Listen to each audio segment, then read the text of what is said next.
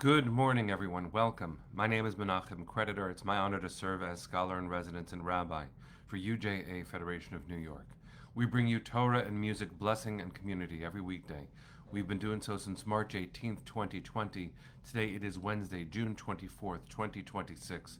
What a blessing it has been to be present with you every weekday morning for over 6 years and 3 months to learn Torah, to find each other. Hi, Sandy. Hi, Tracy Ann, Tony and Roxy, Susie and Jonathan. Good to see all of you. Lydia and Judy. Boker Tov, my friends. Hi, Neil. Hi, Jonathan. Good to see you. Shari and Cynthia, Linda. Boker Tov. You are reminding us, Linda, that today is 5 years since the condo collapse in South Florida. Yes, we should make sure that our buildings are safe, and thank God that we can learn from such hard lessons. Penny, thank you. It's broadcast 1576. Susie, Caroline, good to see you. Patricia and Rose, Cecile and Dave, hi Debbie, good to see you. Barry and Arlene, Rosa, Boker Tov, my friends. Hi Natalie. Hi George. Hi Dale. Ashley, nice to see you. All right, let's take a breath. We're going to sing a bracha, learn some Torah. Hi Susan. Hi, Jack. Hi, Eileen. Nice to see you. Hi, Deborah. Hi, Marcia. Ya la la la la, ya la la la, ya la la la la, ay ya la la la.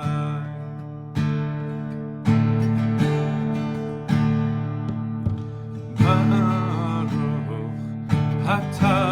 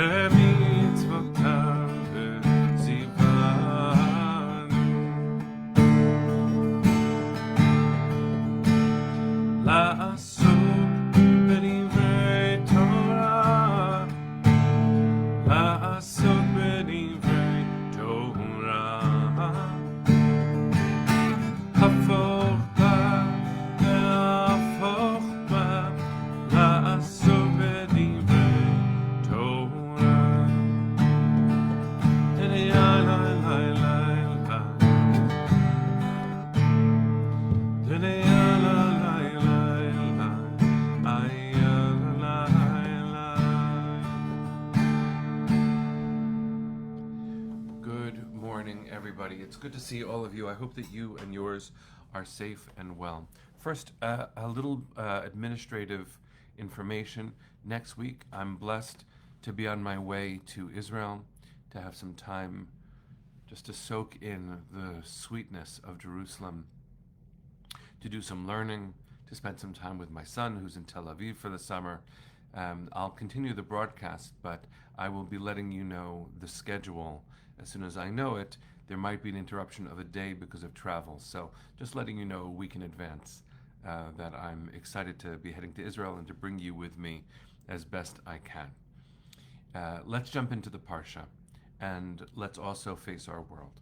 So a little bit about the Torah portion. It's a double Torah portion, and we've dealt with the first of the two portions that we read a few times. It's Chukat-Balak. Chukat deals with the mysterious laws of the red heifer. It includes the death of Miriam. It includes many other things. And Balak is a totally different story. They connect in some essential ways, but I wanted to focus on specifically the character of Balak. For you don't know, if you don't know the story, it is a really important one. It's a strange one in the Torah. Balak is the king of Moab. Moab, the Moabites, it's a very powerful kingdom.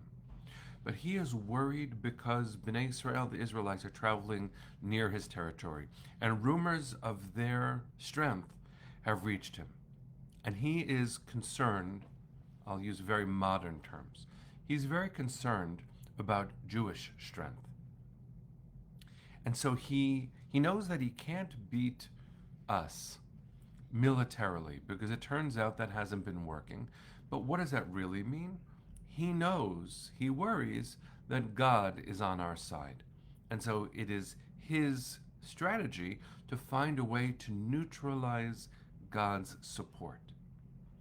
And it's a fascinating thing that he does. He hires a mercenary prophet named Bilam. And Bilam is a prophet from outside of the Israelite camp who can be hired to curse a people. And the king, King Balak, knows that whoever Bilam curses is cursed, and whoever he blesses is blessed. And that should tell us something very important, because when you study Torah, you might come with the assumption that many of us have been taught that only God has power and only we have access to that power, and every other people and every other notion of God and every other prophet of other gods is all false. It's all lies. And if you follow the way the Torah describes the other prophets and other sorcerers and other, there is access to the divine that they do have. It's funny, if you'd like an example of the common perception of this, watch The Prince of Egypt, which is a cartoon midrash on parts of the book of Exodus, and you will see that the characters of the magicians of Pharaoh who compete with Moses' ability to perform the miracles, turning his rod into a snake, and making his hand look like it has tzara'at. They're played by Steve Martin and Martin Short, two comedians who are doing a parody of Penn and Teller, the illusionists from Vegas. But that's not the way the Torah presents magic makers or sorcerers or witches or warlocks. These are characters in the Torah, and Bilam is the most powerful non-Israelite prophet. His curses could destroy us. We know that that's true. And what we see happen is Bilam first says, no, I can't curse God's people. Only what God puts in my mouth will come out. Then he eventually does give in. And the story continues with him saying to the king, King Balak, I can only do what God gives me the ability to do, but I will try. And they stand above the Israelite camp, and in the Torah, that's where the prophet Bilam says, instead of the curse, what comes out is, Matovu ohalecha Yaakov. How beautiful are your tents, Jacob. All he can offer is praise, and the king is in shock. I hired you to hurt them, not praise them. But in other tellings in the Tanakh, in the Hebrew Bible, and in our understandings through Midrash, God plucks the curse that Bilam was about to issue on Israel, grabs it basically out of the sky, and replaces it with a blessing. Now, I want to tell the story on the meta level without doing those details again. On the meta level, a political leader wants to hurt the Jews and finds a strategy that will work. And God intervenes and stops the harm before it happens. I don't mean to apply the Torah in a fundamental way. I think it's important for us to be judicious when we apply verses to politics. That can go wrong very quickly. And so I want to offer this thought in a very, very measured way.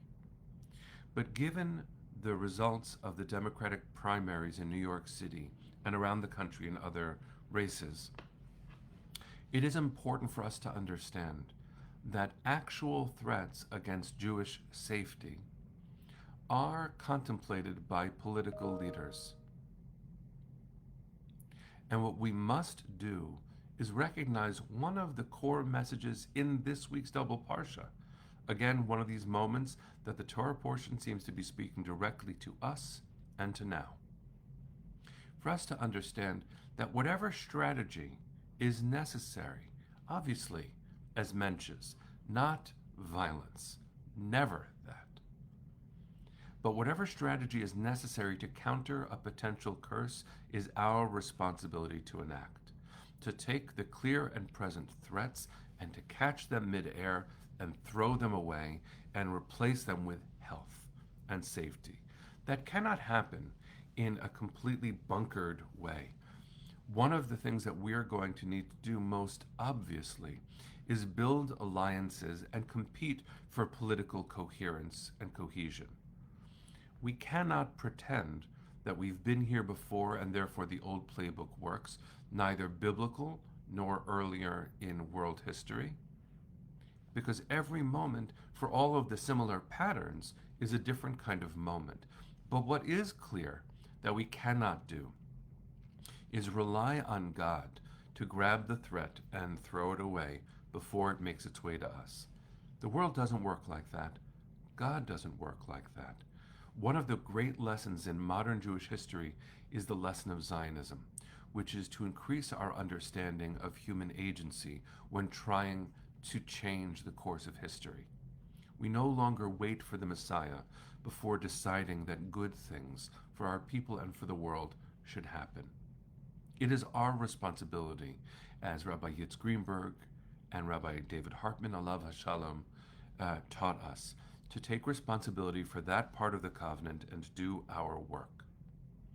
And so I invite you, friends, to read this Torah portion with an eye towards today's politics and to recognize a few things. One of them is that Jewish safety is worthy of miraculous deliverance. Esther teaches us this. Esther, who hesitates in a political context from using her power, is told by her family, and her lesson teaches us, Mi yodea im la'et kazot higat, who knows? Maybe it's precisely for this moment that you've arrived. Each of us has a responsibility, and I want to end with a different kind of framing. I've shared this before. Some of you were present when I experienced this too, and I think I shared it on an earlier broadcast. I recently, with UJA, went to see the play on Broadway, Giant, which portrays Roald Dahl, who is a famous children's author, such books as Charlie and the Chocolate Factory, James and the Giant Peach, Matilda, and others. He was a wonderful children's author and a terrible anti-Semite. He's played masterfully by John Lithgow. And the cast has won many awards. One of the original cast members who portrayed a British Jew who worked with Roald Dahl in England was, this guy's name is Elliot Levy. He's a phenomenal award-winning actor. Very passionate, very talented. And he says that in the talk back, we had a conversation together, he said that the big difference between the British Jewish audiences he's encountered and the New York Jewish audiences that he answered is that the British Jewish community is too nervous to respond audibly to the lines of the play. So when something horribly threatening against the Jews is said by one of the characters, the Jews in the audience, he said, don't show their responses. They don't respond in a way that you can hear. And when affirmation happens on stage as part of the play, they also don't show their responses. He said, but in New York, he said, you have a confidence that is different. You show us what you feel, and it changes the energy of the entire play. They went through the same play in the same way, but he certainly, as a British Jew, portraying a British Jew in a terrible context, the animosity, the anti-Semitism of Roald Dahl is unmistakable, and it's direct quotes from him actually in life. And Elliot Levy gave us a caution, a charge, I would say a mandate. This is specific to New York Jewry, as Elliot Levy said it, but I think this is a mandate for all of us and in our community, of course including those of us who aren't Jewish, but speaking directly to the wobbly feeling that Jews have been having politically.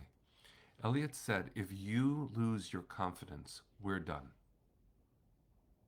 Now, I'm not equating his language to some prophetic utterance, but I do want to amplify what he said, because it is in our capacity to double down on our confidence as Jews in the world. And again, learning from Zionism. Zionism taught the world and transformed Jewish identity such that we now understand that dignity is our right and we have the power to demand it. We are not using beseeching language when something wrong happens. We are responding with outrage, and we are present at every strata of public conversation. This is not the earlier days of Jewish history, nor is it the biblical vulnerability that only God could intervene to save us from. We have a responsibility to enact Jewish safety. We will do so on behalf of other vulnerable people, which is part of our beauty. We do not become only tribal and only look within.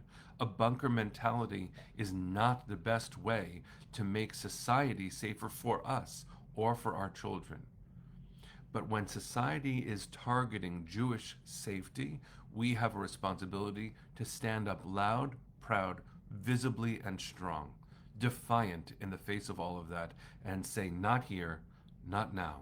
We have learned that from heroes like my teacher, Ben Stern of blessed memory, a survivor of the Shoah who stood up in Skokie against the neo-Nazis and then stood up against white supremacists in Berkeley, where I was privileged to walk arm in arm with him. Our responsibility is to channel the bravery of our past heroes and to remember that yes, vulnerability is true, and yes, yesterday represented successes for those whose language is, to use a word, monstrous at Jews. But we are not going to shrink. We will show up with strength, louder and prouder. And one of the great differences between then and now is that flag over my shoulder. I don't know if you can see it on Instagram. I'm going to turn the camera a little bit so you can. Focus on that flag for a second, friends, because that design is a talus.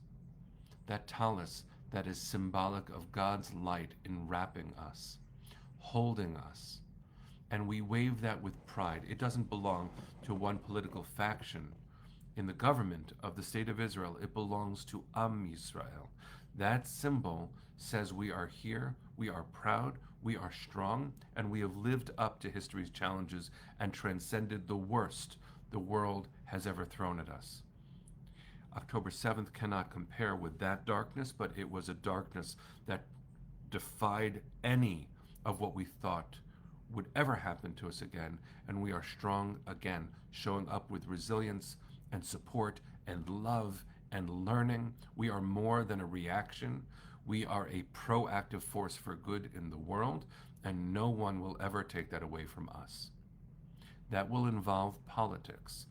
And so we should be judicious about this, because if we use extreme inflammatory language and we throw verses or truth claims, they can lead to incitement from within our community too. That is not who we are. That is not who we are going to be. We are Am Yisrael, and we will show the world how to be strong and mensches. That's who we are. That's who we were always called to be and now have the privilege and responsibility to maintain. Our confidence is our birthright. And so, friends, if you're feeling wobbly, now is the time to double down on Jewish confidence. There are ways to do this. One practical way is reach out to whatever Jewish community is around you and say, I am here, what can I do? If you have the ability, make a gift in any way that will support Am Yisrael's strength and contribution to the world. Make sure that it is only to organizations that stand with Am Yisrael. If there's an organization that equivocates on the safety and existence of Israel, do not support them. That is not what we need to do. Jewish organizations that see the central expression of Zionism as part of the Jewish heart also do great work for survivors of domestic violence, for the unhoused population, for those who are hungry. We do this work. So friends, the mandate this week after yesterday, and given the Torah reading we're about to experience in Balak, is show up with all of your strength and all of your love and all of your confidence. Our ancestors got us this far, and one day our descendants will look back and thank us for the same. Thank God we have each other, and thank God for the work we get to do. Am Yisrael Chai, my friends. That is a mandate. So if you're feeling wobbly, lots of love to you. No judgment. But let's get past that and do our work. We'll deal with those wobbly feelings as we do the work. Let's send our hearts to the east and to each other and sing. Kol hon balevav penima nefesh Yehudi homia ulefatei mizrach kadima ayin letzion tzofia on lo avda tikvateinu התקווה בת שנות 2000 להיות עם חופשי בארצנו ארץ ציון וירושלים להיות עם חופשי בארצנו ארץ ציון וירושלים. Am Yisrael Chai. See you tomorrow, my friends.